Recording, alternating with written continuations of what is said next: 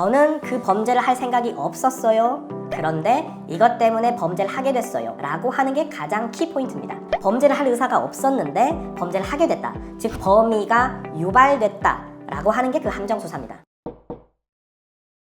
안녕하세요. 임성열 변호사입니다. 오늘은 마약 사건을 진행하다 보면 변호사님 저 사실 좀 억울하게 체포됐습니다 라고 오시는 경우가 정말 많습니다. 경찰이 사실 이런 방식으로 저를 수사해서 체포했는데 이거 맞는 건가요? 이거 적법한 건가요? 라고 물어보시는 경우인데요. 어디서부터 적법한 수사고 어디서부터 위법한 수사일까요? 라는 점을 오늘 살펴보려고 합니다.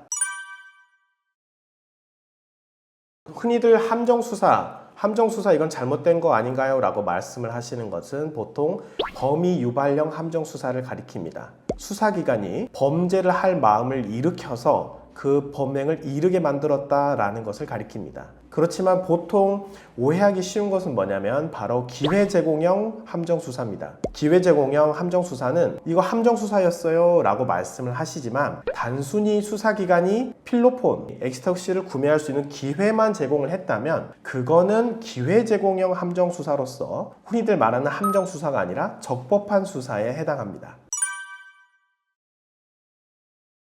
네, 아주 단순하게 얘기한다면 저는 그 범죄를 할 생각이 없었어요. 그런데 이것 때문에 범죄를 하게 됐어요. 라고 하는 게 가장 키포인트입니다. 범죄를 할 의사가 없었는데 범죄를 하게 됐다. 즉 범위가 유발됐다. 라고 하는 게 그 함정수사입니다. 제가 실제로 구속영장을 청구했던 사례였는데 처음에 필로폰을 매수해서 0.1g씩 구매를 하다가 이분이 20대 초반이어서 돈이 없는 거예요. 그래서 자기가 더 이상 필로폰을 10만원, 20만원 주고 살 수가 없으니까 제안을 하게 되는 겁니다. 너 그러면 내가 알바 줄 테니까 일해볼래? 그럼 할 때마다 0.1g씩 주고 돈도 내가 한 30만원씩 줄게 라고 했던 겁니다. 그런데 마약 수사대에서는 이 밑에 드라퍼를 체포해버린 거예요.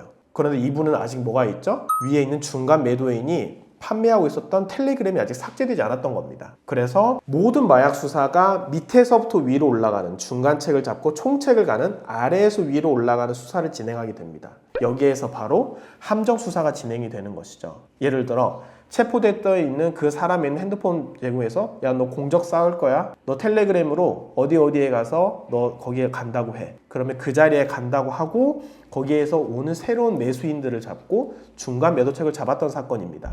피의자는 이렇게 주장을 하는 거죠. 저 사실은 그 경찰관이 저한테 팔려고 했어요. 잘못이 없단 말이에요. 이런 아주 단순한 내용은 사실 받아들여지지 않습니다. 수사기관이 시켜서 했지만 새로운 매수자나 중간 매도책은 사실 이미 기존에 수없이 반복했던 것을 똑같이 반복한 것에 불과한 겁니다. 따라서 일반인이 봤을 때는 이거 함정수사잖아요. 수사기관이 시킨 거 아닙니까? 라고 하지만 마약 수사의 특수성을 검찰과 법원에서는 인정합니다. 따라서 언뜻 봤을 때는 범위 유발형으로 보이지만 기존에 똑같은 행동들이 반복되어 왔다. 똑같은 범행이 반복되고 수법과 그 태양이 동일하다면 법원과 검찰에서는 범위 유발이 아니라 기회 제공형으로 판단하고 있습니다.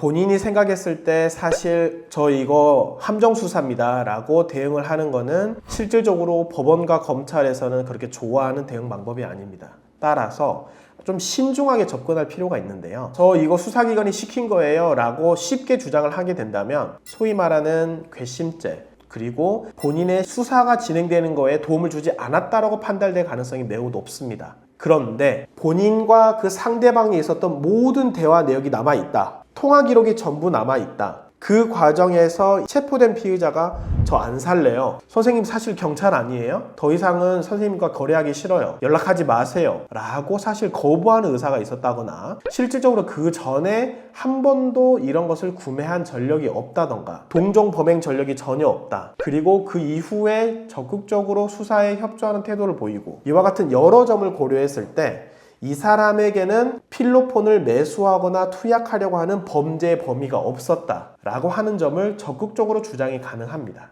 따라서 본인이 구체적으로 어떤 상황에 처해 있다라는 것을 담당 변호사에게 설명을 해주신다면 그에 대해서 가장 효과적이고 좋은 적절한 방법을 알려드릴 수 있습니다.